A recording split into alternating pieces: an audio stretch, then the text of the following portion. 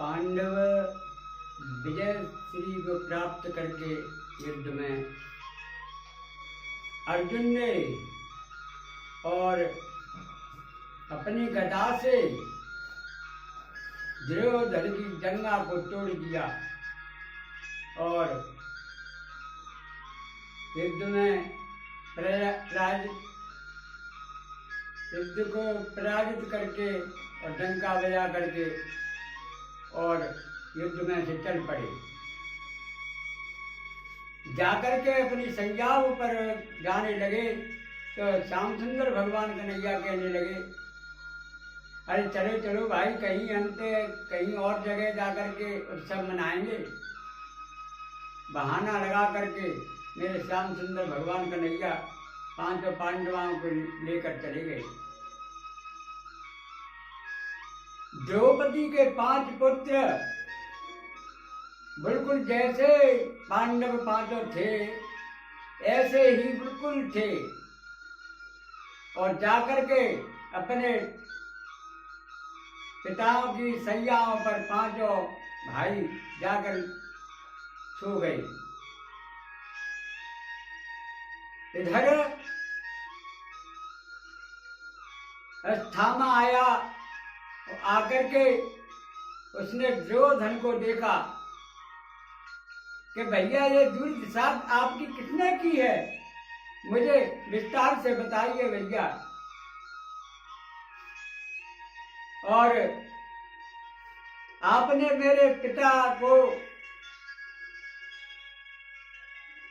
सेनापति चुना था, अगर मुझे चुना होता तो मैं पांचों पांडवों को जान से मरवा देता, लेकिन आपने तो मेरे पिता को ही चुना था।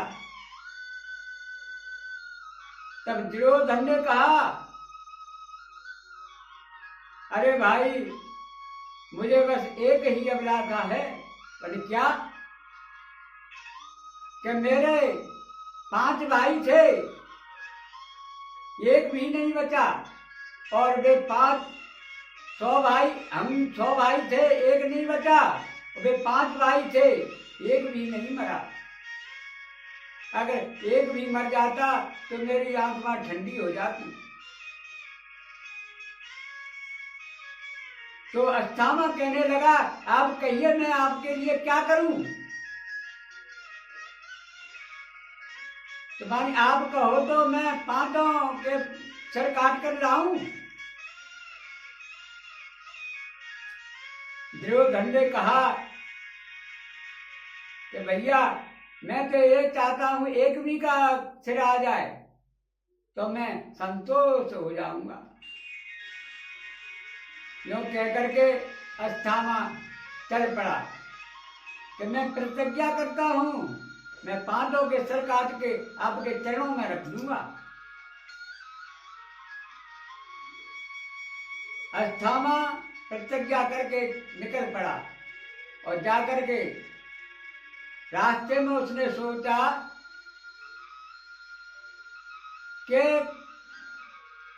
उल्लू रात्रि में कौओं पर प्रहार करता है, ऐसे ही मुझे भी उस पांडवों पर और प्रहार करना चाहिए रात्रि में। मेरे भाई और बहनों, दुर्योधन रात्रि में निकल पड़ा और जाकर के उनकी सैयाओं में पहुंच गया और उनको देखा और 5 के सर काट कर चादरा में बांध कर और लेकर चल दिया। जाकर के दुर्योधन से कहा कि लो भैया, आप एक सर की कहते थे, मैं 5 के सर काट कर ले आया। सुन करके दुर्योधन की आत्मा तो ठंडी हुई, लेकिन उसने चादरा की पोटली खोली और उनके सर को देखा, देखकर मूर्छित होकर गिर गया। तब मूर्छा खत्म हुई तो उसने कहा, अरे धिक्कार है तेरे लिए, तूने तो मेरे वंश में कोई पानी देने लायक नहीं छोड़ा। तूने मुझे इन पुत्रों से कोई दुश्मनी नहीं थी, मुझे तो उन 5 पांडवों से दुश्मनी थी, तूने तो विनाश कर दिया। धिक्कार है तेरे लिए।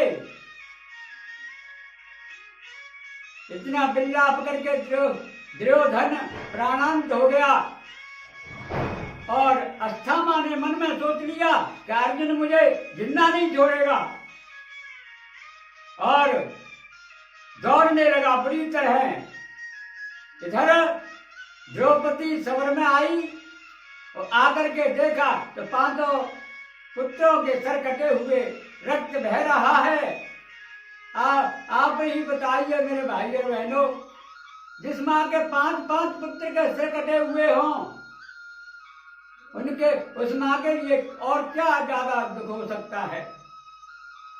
बुरी तरह चिल्लाने लगी और बालों को बिखेर कर रुदन करने लगी। तब उधर से और अर्जुन और श्यामचंद्र भगवान कन्हैया आए। उन्होंने देखा तो द्रौपदी रुदन कर रही है।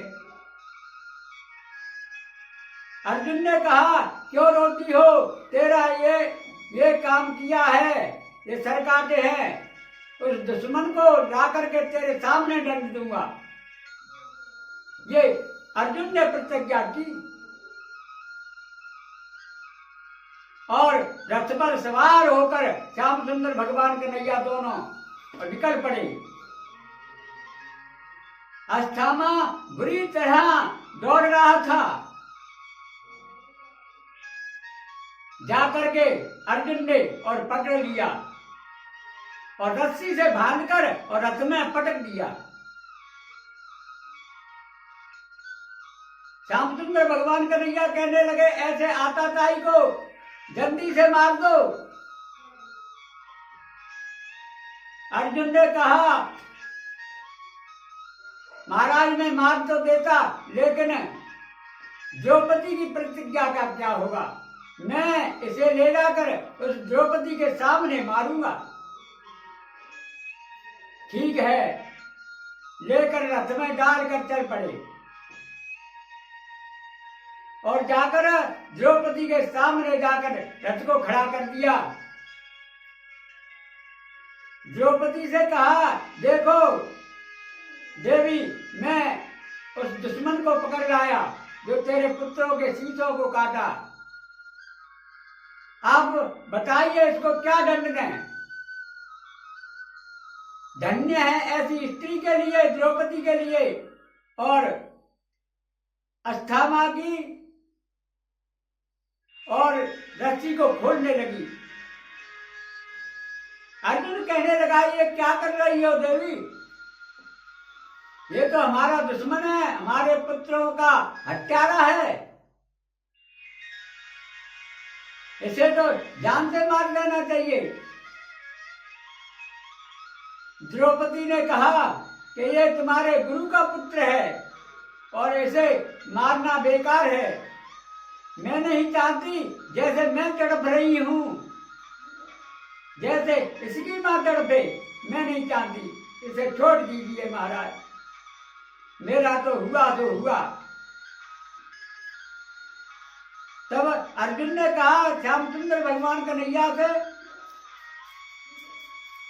कि महाराज आप ही बताइए, आप पर हमें इसकी निर्णय हम आपके ऊपर छोड़े देते हैं। श्यामचंद्र भगवान ने कहा कि हाँ, आप छोड़े तो देते हैं, लेकिन मैं कहूंगा